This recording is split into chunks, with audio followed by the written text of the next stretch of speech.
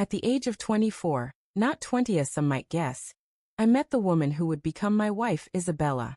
I had just graduated from college and landed a job as a legal assistant at a bustling construction site, while Isabella worked diligently as a nurse in a hospital nearby. Our paths crossed through mutual friends, igniting a fiery romance that swept us off our feet.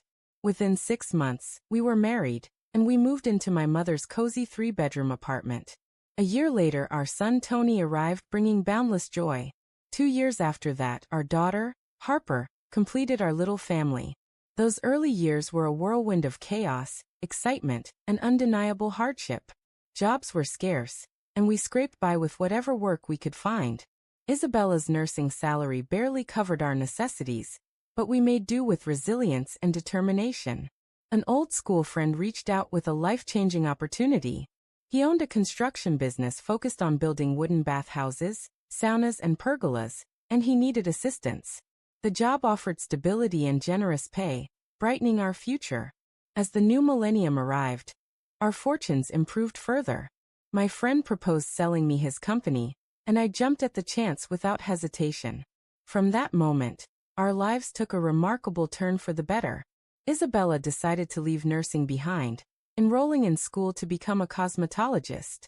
I supported her ambition by acquiring a space for her to open a small beauty salon. Our children grew up quickly, both earning university degrees. Tony pursued advanced studies at an institute and later secured a job abroad, while Harper graduated with a degree in foreign languages and married a remarkable man who now works for me. They're flourishing, with 2 adorable grandchildren who fill our hearts with happiness. My son-in-law is reliable and kind, and I've started to think about passing the business to him, so I can finally slow down and enjoy life. At 54, the constant hustle has taken its toll, and I yearn for a quieter life.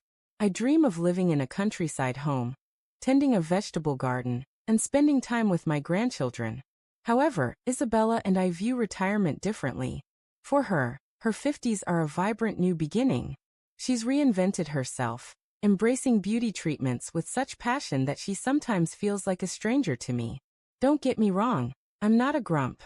I stay active, prioritize my health, and value balance. But Isabella seems determined to recapture her youth, chasing experiences she missed in her younger years.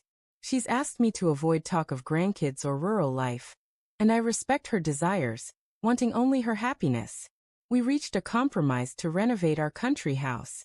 Isabella, though hesitant, agreed and hired a designer to manage the project. She showed me the plans, and soon workers were transforming the property. 3 months later, my accountant handed me a jaw-dropping bill for the designer's fees, which Isabella had arranged to be charged to me under a contract I'd signed. Shocked, I paid it but couldn't hide my frustration.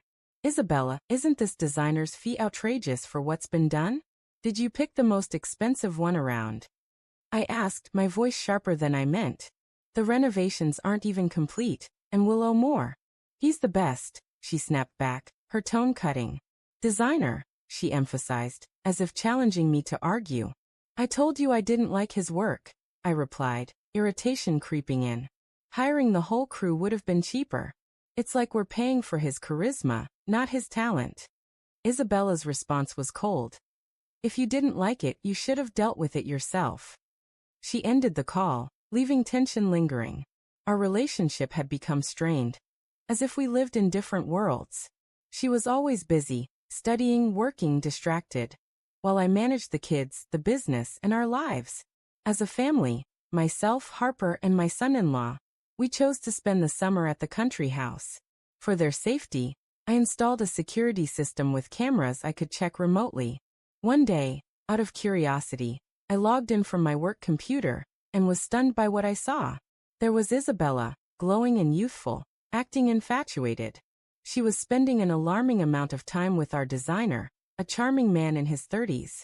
They met often, laughing and discussing the renovations with an intimacy that felt too personal. She knew the cost of his services but didn't realize I could see them. The truth hit me hard. Isabella was caught up in something reckless. Our confrontation was short and heart-wrenching. I wished her well, whatever path she chose, and showed her the camera footage. At first she denied it, But then in a quiet, almost ashamed voice she admitted, "We're in love. He's the love of my life."